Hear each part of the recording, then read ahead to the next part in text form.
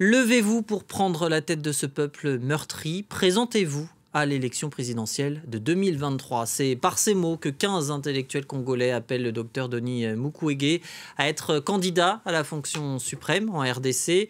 Le gynécologue a gagné ses lettres de noblesse en réparant les femmes victimes de violences sexuelles. Son prix Sakharov en 2014, son Nobel de la paix en 2018 lui ont donné une renommée internationale. L'un des signatures de cette tribune est avec nous ce soir de passage à Paris. Bonjour Alphonse Maindo. Bonjour. Vous êtes politologue, enseignant à l'université de Kisangani, dans le nord-est de la RD Congo. Merci d'avoir accepté l'invitation de France 24. Être chirurgien, prix Nobel de la paix qui plus est, ne fait pas pour autant de Denis Mukwege un bonhomme politique. Pourquoi, selon vous, doit-il se présenter? Pourquoi a-t-il la carrure d'un homme d'État?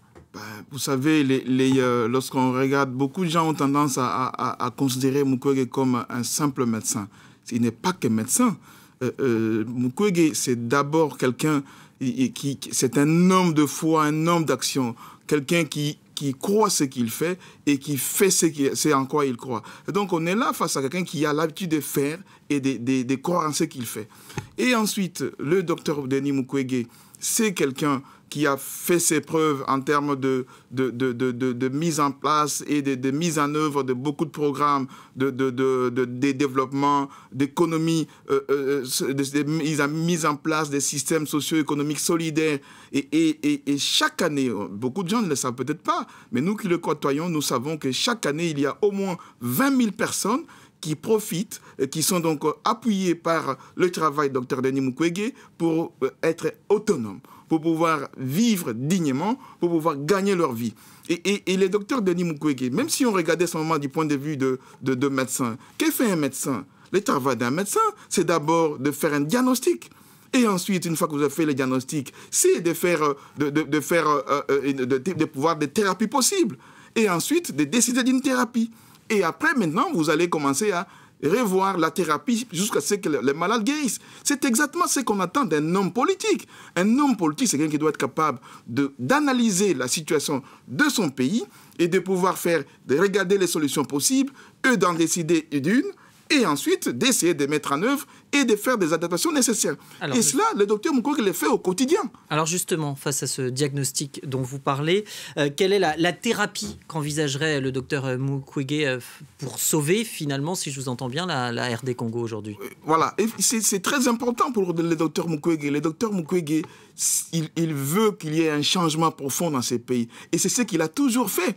Quand vous lisez toutes ces déclarations, quand vous l'écoutez, et dernièrement, vous avez vu ce qui s'est passé à Kinshasa, lorsque il y a des gens qui commençaient à se promener avec de machettes, qu'on appelle des tramontinas, et qui cherchaient du Rwandais pour les massacrer. Et on a vu là un homme responsable, et qui voit les problèmes, et qui essaie de trouver une solution à ça. Il a appelé en Lingala tous les Kinois à ne pas suivre ces appels à la haine, ces appels au lynchage, au massacre de gens dans la ville de Kinshasa. Et il a été suivi. Et là, c'est un homme d'État, c'est un véritable chef d'État qui a parlé. Voyez-vous, et il a été suivi.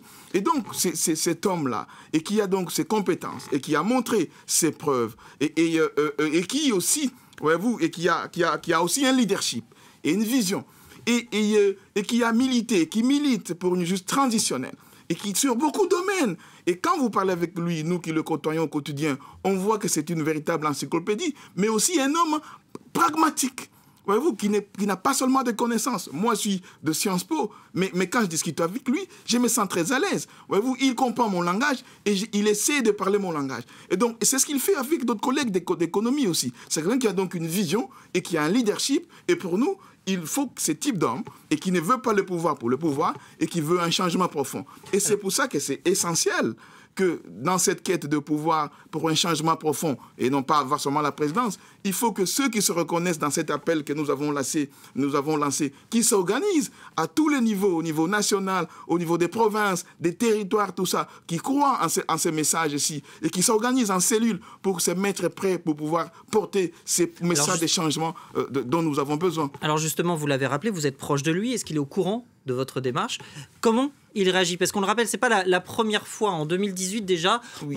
Certains Congolais voulaient le voir incarner cette transition sans Kabila à l'époque. Là, est-ce qu'il a, lui, cette ambition politique? Alors, vous savez, ça, c'est une décision personnelle. Mais nous, le connaissant, le côtoyant au quotidien, je vais dire, on est très proche de lui, avec d'autres. On voit que cet homme, il a tout ce qu'il faut pour pouvoir aider ces pays. Et donc, on peut anticiper, si vous voulez. C'est pour ça qu'on lui a adressé cette lettre.